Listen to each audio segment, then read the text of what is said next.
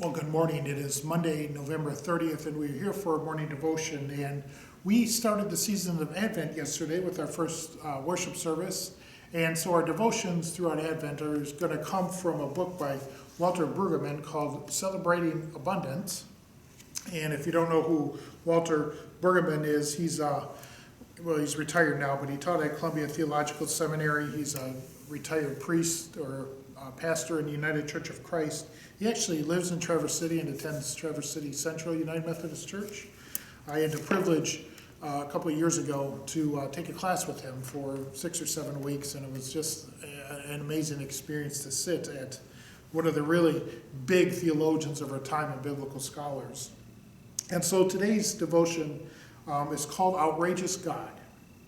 And so he begins with Isaiah 65, verses 17 through 19. For I am about to create new heavens and a new earth. The former things shall not be remembered or come to mind, but be glad and rejoice forever in what I am creating. For I am about to create Jerusalem as a joy, and its people as a delight. I will rejoice in Jerusalem and delight in my people. No more shall the sound of weeping be heard in it, and the cries of distress. And so Professor Brueggemann writes, I invite you to entertain for a moment this poem and let it seep into your bones and into your heart and into your vision.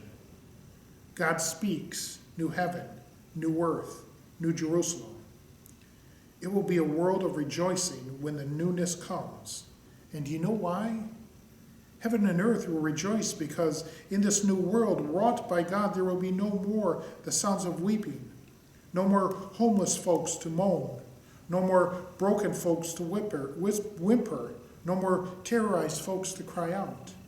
Heaven and earth will rejoice because in that new world brought by God there will be no more infant mortality, no more infants who live but a few days, no more old people who will die too young or live too feebly or continue as a shell while their life is gone. Heaven and earth will rejoice because in this new world wrought by God, there will be no more superfluous or no more of people's homes.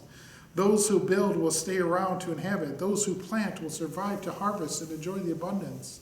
No more people being taxed out of their homes. No more losing their valuable homes to the rights of eminent domain.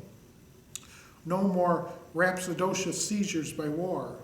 When the newness comes, every people will live safely under a vine and a fig tree, safe, unafraid, at peace, with no more destructive threats or competitive anxieties. Heaven and earth will rejoice because in that new world wrought by God, God will be attentive. God will be like a mother who hears and answers in the night, knowing before we call who is needed and what is needed, and we shall never be left alone.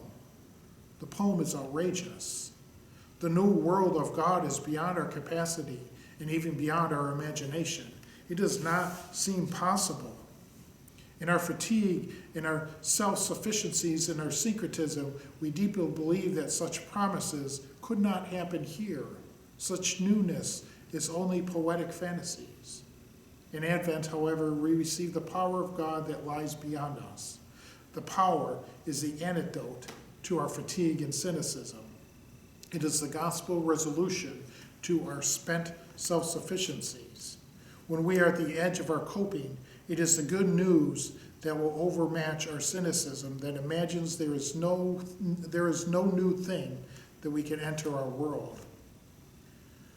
And so he ends with this prayer. Outrageous God, flank our weary Christmas with the Advent miracles of power that lies beyond us.